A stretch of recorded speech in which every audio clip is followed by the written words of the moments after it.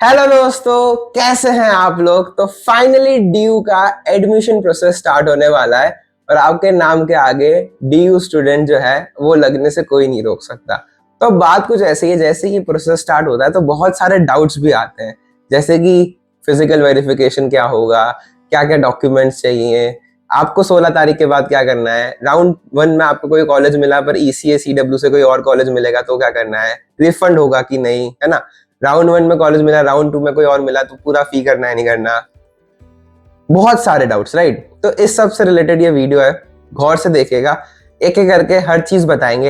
Admission का 16 अगस्त से लेकर जिस दिन आप कॉलेज जाएंगे और वेरिफिकेशन होगा वो हर चीज। तो सबसे पहले स्टार्ट करते हैं। सपोज राउंड 1 में आपको कॉलेज मिल जाता है, ठीक है। वैसे डीयू ये कह रहा है इस बार कि वो एक या दो राउंड में मैक्सिमम सारे कॉलेजेस अलॉट कर देगा। रीजन बीइंग ये एक्स्ट्रा अलॉटमेंट कर रहा है, मतलब अगर डीयू में 100 सीट्स है तो वो 120 सीट देगा। मतलब अगर डीयू के अंदर 70,000 सीट्स है तो 80-90 हजार सीट जो है देगा। इससे क्या होगा, अगर कुछ लोग विड्रॉ करते हैं, कुछ लोग कुछ भी करते हैं, अपग्रेड करते हैं या जो भी छोटी मोटी चीज है, तो उनको इम्पैक्ट नहीं पड़ेगा क्योंकि उनके पास एक एक्स्ट्रा नंबर ऑफ स्टूडेंट्स है जो वो सीट फिल कर सकता है। तो इसलिए राउंड्स ज्यादा नहीं होने वाले हैं और ये चीज बहुत जल्दी होने वाली है। सबसे पहली बात, तो 90% चांसेस है कि आपको राउंड 1 में आपका कॉलेज मिल जाए। अब आपको क्या करना है, तो आपको सबसे पहले करना है फी पे, ठीक है। फी पे करने के पहले आपको ऑप्शन मिलेगा अपग्रेड या फ्रीज का, और इसके साथ एक तीसरा ऑप्शन भी होता है विड्रॉ का, उस पर बाद में बात करते हैं। पर अपग्रेड और फ्रीज, अब इन दोनों ऑप्शन में आपको पैसे तो पे करने ही है। आपके 15,000 20,000 जो भी मिनिमलिस्टिक चार्जेस हैं, एक साल की फी वो ड्यू आपसे लेता है एडमिशन के टाइम, ठीक है। और वो उतना आपके पैसे आपके बैंक अकाउंट में होने चाहिए, आप जिससे भी पे करते हो। तो पहले से बैकिंग रखना, एंड मूवमेंट में इधर उधर किसी को बोलना ना पड़े, ठीक है। तो जैसे ही आप ये फी पे करते हैं, फिर आपके पास अपग्रेड या फ्रीज का ऑप्शन है। आपको किसी और कॉलेज जाना है, आपको 40 नंबर का अपना प्रेफरेंस लिस्ट मिला है और आपको नंबर 1 चाहिए, नंबर 10 चाहिए, कुछ भी चाहिए, 40 नहीं चाहिए, तो आप अपग्रेड कर सकते हैं, ठीक है।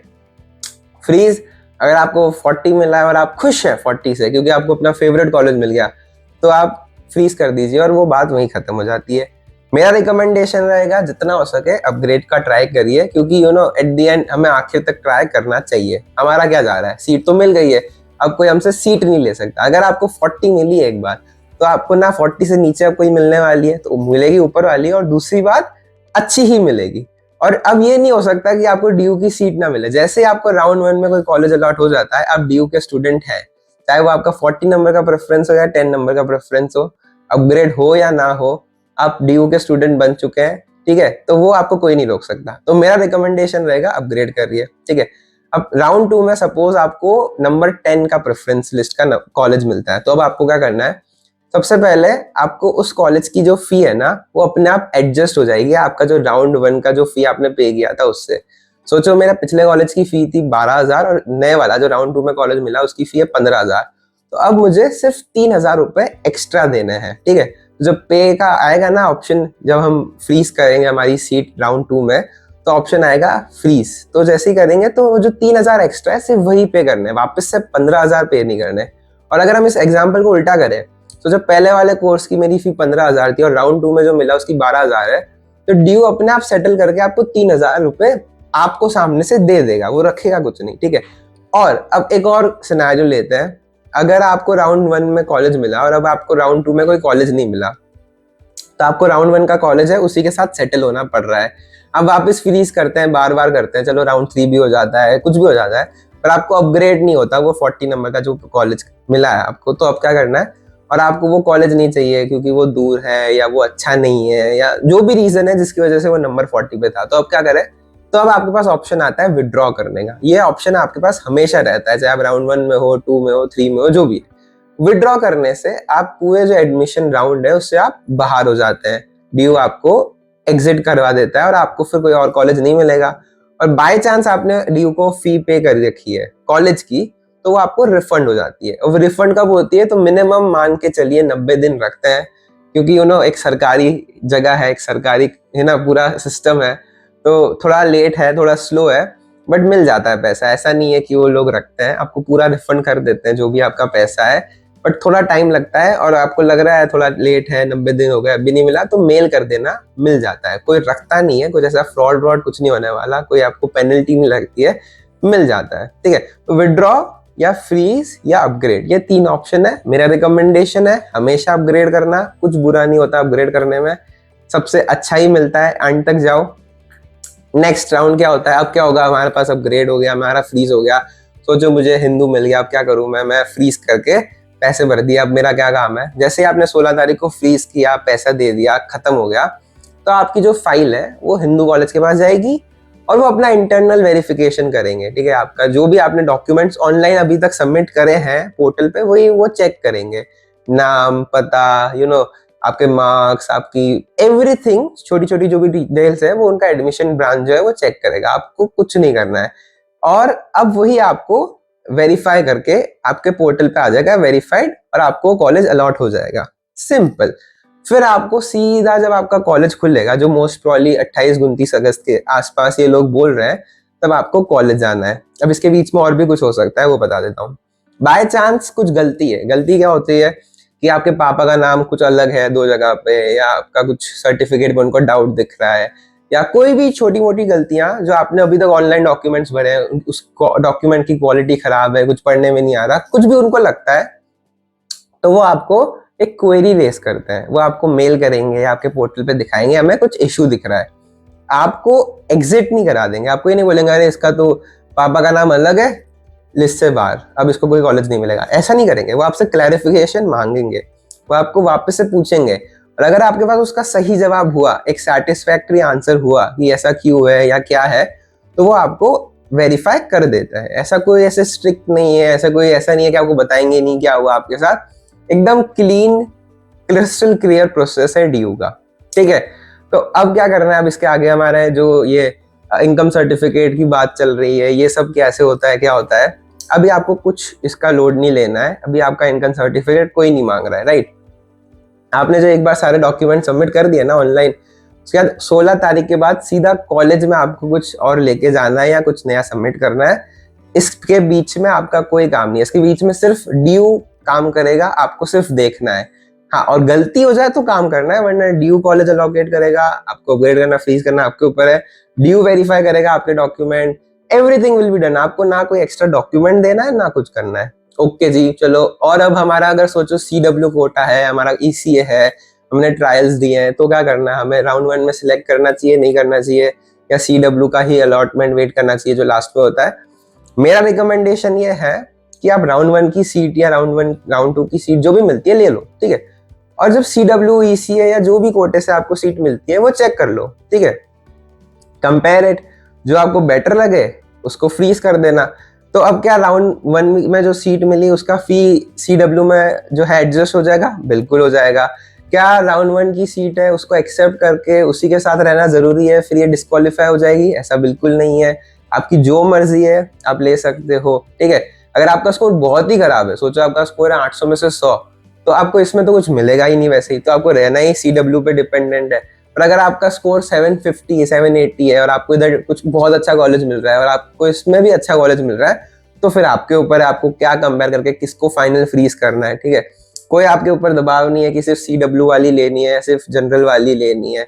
आपको दोनों तरह से ट्रीट किया जाएगा और दोनों तरह से बताया जाएगा, आपके ऊपर है कि आपको क्या चाहिए, ठीक है। मेरा सजेशन है जो बेस्ट हो, जिसको आपको ज्यादा प्रायोरिटी लगे वो सिलेक्ट करना। और बिल्कुल इजी है यार, ऐसा कुछ नहीं है कि भाई कोई कोटा से है तो लास्ट तक आपको ही वेट करना है, अभी राउंड 1 की सीट आप फ्रीज मत करो, कर दो, एक रिलैक्सेशन हो जाएगा, एक फ्रीडम मिल जाएगी, भाई कुछ ना कुछ तो है ही, अब इससे बेटर ही मिलना है कोटा राउंड में, इससे खराब तो कुछ नहीं है, ठीक है। तो कर सकते हो, फ्री एडजस्ट हो जाती है हर राउंड में, कोई दिक्कत नहीं है, फाइन, ओके। अब अगर हम बात करें आपका कॉलेज का फर्स्ट डे है, तो अब क्या होगा, आपको फिजिकल डॉक्यूमेंटेशन जो होता है उसमें क्या क्या करवाना है, और आपका ये इनकम सर्टिफिकेट जो है ये कैसे रहता है। तो कुछ बात ऐसे है, सोचो आपका 28 अगस्त से कॉलेज स्टार्ट हो रहा है, तो कॉलेज वाले आपको आराम से 2 हफ्ते का टाइम देते, 2-3 हफ्ते का आप वेरिफिकेशन कराइए। ऐसा कोई नहीं है कि आज खुला है तो अगले दिन ही आपको वेरिफिकेशन कराना है। मैं खुद बता रहा हूँ, मेरा कॉलेज कुछ 20-22 को चालू हुआ था और मैं अगले महीने गया था, मतलब मार्च के अंदर गया था, 1-2 तारीख को, तब भी चल रहा था।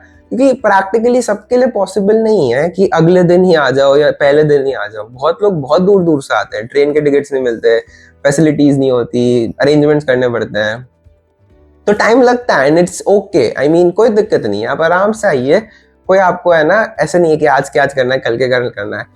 और हाँ, अगर आप बहुत ही ज्यादा लेट हो रहे हो तो एक मेल लिख देना कॉलेज को, अपने कॉलेज को बता देना भाई मैं ज्यादा लेट हो सकता हूँ 10-15 दिन से भी, ताकि वो समझ जाए, ठीक है। वरना आराम से you have good amount of time to come late and verify your documents. और फिजिकल वेरिफिकेशन में क्या क्या लेके आना है वो वैसे आपको कॉलेज बता देता है, पर 99% ऑफ द डॉक्यूमेंट्स वही रहते हैं जो आपने ऑनलाइन सबमिट किए। मतलब 10th की ओरिजिनल मार्कशीट, 12th की ओरिजिनल मार्कशीट, आपका माइग्रेशन सर्टिफिकेट, ट्रांसफर सर्टिफिकेट, कोई कैरेक्टर मिलता है तो वो, ये छोटे मोटे डॉक्यूमेंट्स हैं जो आपको ओरिजिनल फॉर्म में एक बार दिखाने पड़ते हैं। वो कॉलेज चेक कर लेता है कि भाई कोई नकली नहीं है, फोर्जरी नहीं है, वो एक्सेप्ट कर लेता है। इनकम सर्टिफिकेट वैसे तो ड्यू नहीं मांगता है, मैक्सिमम कॉलेजेस में, मेरे वाले में मुझसे नहीं मांगा था, बट शायद अगर आप कोई कैटेगरी से बिलोंग करते हैं, क्रीमी नॉन क्रीमी, अगर उन्हें वेरीफाई करना है, किसी किसी कॉलेज में हो सकता है, तो वो मांगते हैं। इस केस में आपके पास जो भी सर्टिफिकेट हो इनकम का वो चलेगा, स्टेट का हो, सेंट्रल का हो। एक हेड ऑफ फैमिली जो है ना उसका चाहिए। अगर आपके घर में पापा है तो पापा का, मम्मी है तो मम्मी, बड़ा भाई है तो बड़ा भाई, जो भी आपका एक फैमिली मेंबर जो हेड ऑफ फैमिली है उसका income certificate is more than enough, ठीक है। और वो कहीं से भी चलेगा, वेरिफिकेशन होना चाहिए बस कि भाई कहीं से आ रहा है, स्टेट, सेंट्रल, कुछ भी, ठीक है, उसमें कोई दिक्कत नहीं है। और क्या डॉक्यूमेंट्स के बाद अब क्या चीज है, तो अब 1% 2% लोग होते हैं जिनको हॉस्टल का रहता है, तो वो कैसे करें। हॉस्टल का कुछ ऐसा है कि आपको अपने कॉलेज की वेबसाइट चेक करते रहनी है। मोस्टली जब एडमिशन स्टार्ट हो रहे होते हैं तभी जो कॉलेजेस हैं वो अपने ऑनलाइन जो वेबसाइट है उस पर डाल देते हैं कि भाई हॉस्टल का आप अपना फॉर्म फिल कर सकते हैं। और फिर वो अपने आप डिस्टेंस होता है या फिर जो आपका स्कोर होता है और ऐसे 2-3 पैरामीटर्स होते हैं जिसके हिसाब से कॉलेज आपको हॉस्टल अलोकेट करता है। हॉस्टल की फीस आपको अभी नहीं देनी होती, एक बार आपका कॉलेज फुल एंड फाइनल हो जाए, फ्रीज हो जाए और 1-2 दिन आपका जो फिजिकल वेरिफिकेशन है शायद तक कई कॉलेजेस में वो हो जाए, तब आपको सीट अलोकेट करते हैं हॉस्टल में। और तो उसकी फीस और उसका एलोकेशन भी कॉलेज में ही जाके होता है, ऑनलाइन भी होता है। ऑनलाइन आप फिल कर सकते हो, आप चेक कर सकते हो, आपका लिस्ट में नाम आ सकता है ऑनलाइन, बट फाइनल पे वगैरह जो है 99% वो कॉलेज जाके ही होता है जब आप एक बार अपना कॉलेज स्टार्ट कर देते हैं ऑफलाइन में डे 1, ठीक है, 28 अगस्त के बाद, मतलब आप समझ सकते हैं। और ऐसे ही जो छोटी मोटी चीजें हैं, मुझे लगता है ये मेन डाउट्स थे जो कमेंट सेक्शन में आए थे। बाकी नाम अलग है, कुछ दिक्कत है तो उस हर चीज का एफिडेविट बनता है और वो आप दिखा सकते हैं। एफिडेविट कहाँ से बनता है, तो आपके पापा को पता है, कहीं पे भी आसपास जो आपका कोर्ट है वहाँ पे लॉयर्स बैठते हैं, वो आपका एफिडेविट बनवाते हैं, उस पर जो भी डिस्ट्रिक्ट कलेक्टर जो भी होता है वो साइन करते हैं और वो वेरीफाइड हो जाता है। वेरी सिंपल प्रोसेस, ऐसे कोई नाम में गलती या कुछ भी जो मिस्टेक्स हो सकती है वो है, बाकी ज्यादा दिक्कत लेने की बात नहीं है। अब आपका जो मेहनत करने का फेज था वो निकल गया, अब रिलैक्स करो, फ्री हो जाओ, जो मिलना होगा बेस्ट मिलेगा, अपग्रेड करते रहना, लास्ट तक होप बनाओ और कॉलेज आओ जल्दी से, अब बहुत घर पे बैठ लिए। और बिल्कुल लेट मत करो, ठीक है ना। एक चीज है, आपको आज कॉलेज मिल रहा है 16 तारीख को, फिल करो और खत्म करो, पीस ऑफ माइंड। और ये हर चीज के लिए आराम से। और हाँ, स्पेशल नोट मेरा ये है यार, यू गाइज आर कुछ ज्यादा कर रहे हो, ये इतना लाइक और इतना सब्सक्राइब प्लीज मत करो यार, ये बहुत ज्यादा प्रेशर डालता है मेरे पे। मेरे को इतना जो सपोर्ट ये मेरे को दिखता है, मेरे को लगता है मुझे और मेहनत करनी है, तो प्लीज इतना मत करो यार, थोड़ा मुझे भी थोड़ा ऐसे मतलब शांति और ऐसे इतना करने की जरूरत नहीं है। तो that is what my special note was कि यार इतना मत करो प्लीज थोड़ा। And yes, that's it, I believe that's it for today guys. I hope ये वीडियो इन्फॉर्मेटिव थी। मैंने चाहा कि इसको मैं शॉर्ट और क्रिस्प रखूं, और भी कुछ डाउट्स हो तो मुझे बताना कमेंट सेक्शन में, I love to cater them. एंड तब तक के लिए ध्यान रखिए, बाय बाय, टेक केयर, जय हिंद, जय Siya Ram, all the best.